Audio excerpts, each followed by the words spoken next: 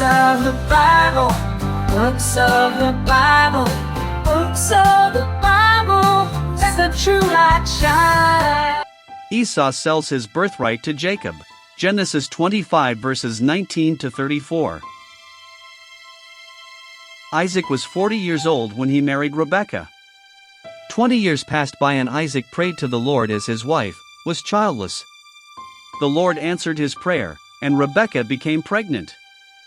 She felt a lot of movement in her womb and asked God, "Why is this happening to me?" The Lord replied, "Two separate nations are in your womb." When the time came for her to give birth, she had twin boys. The first to come out was red, and his whole body was hairy, so they named him Esau. After this, his brother came out, with his hand grasping Esau's heel. He was named Jacob. Esau as the firstborn would get the birthright that God had promised to Abraham. The boys grew up, and Esau became a skillful hunter who loved to be in the open country, while Jacob was content to stay at home among the tents. Isaac, who had a taste for wild game, loved Esau, but Rebekah loved Jacob. One day Esau set out on a long hunting trip. Jacob remained at home and cooked a lentil stew. Esau arrived hungry and exhausted from his hunting trip. "Quick, let me have some of that red stew. I'm famished," he asked Jacob. Jacob replied, "First sell me your birthright."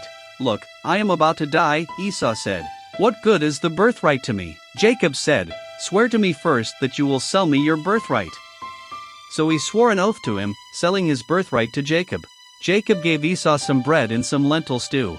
He ate and drank, and then got up and left. So Esau despised his birthright.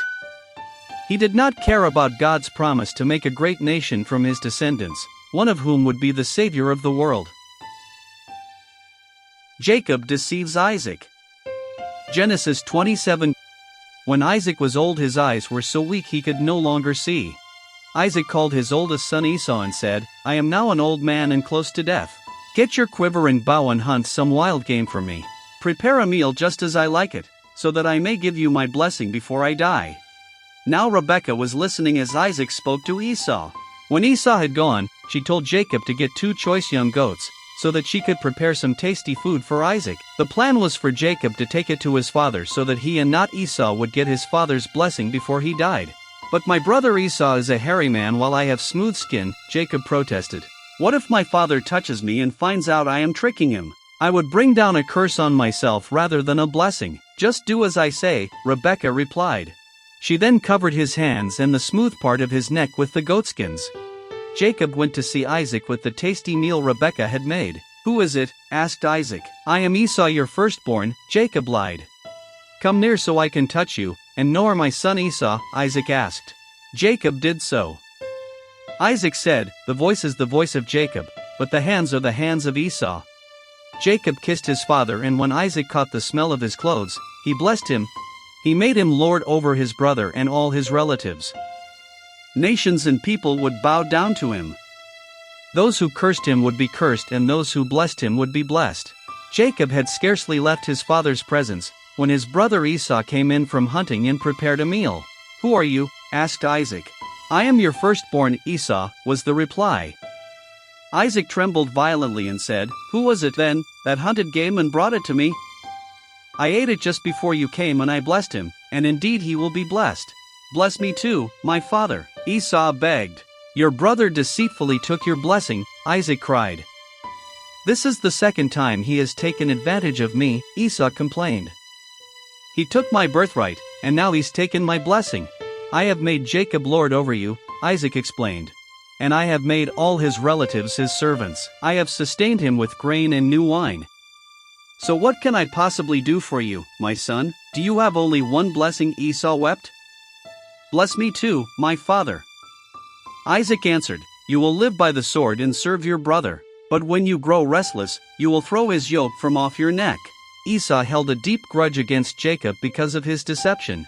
He plotted that once his father was dead and days of mourning were over, he would kill Jacob. "Your brother Esau is planning to kill you," Rebekah warned Jacob.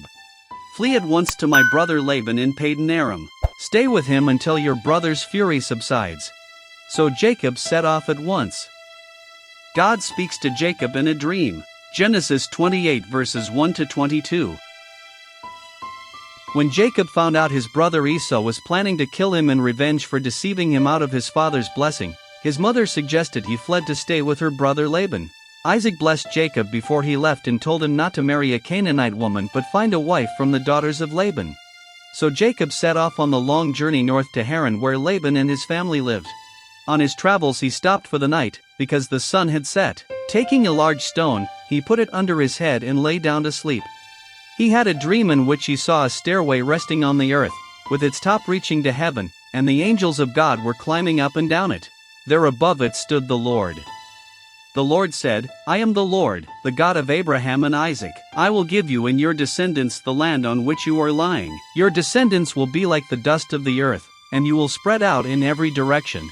Everyone on earth will be blessed through you and your offspring. I am with you and will watch over you wherever you go, and I will bring you back to this land. I will not leave you until I have done what I have promised.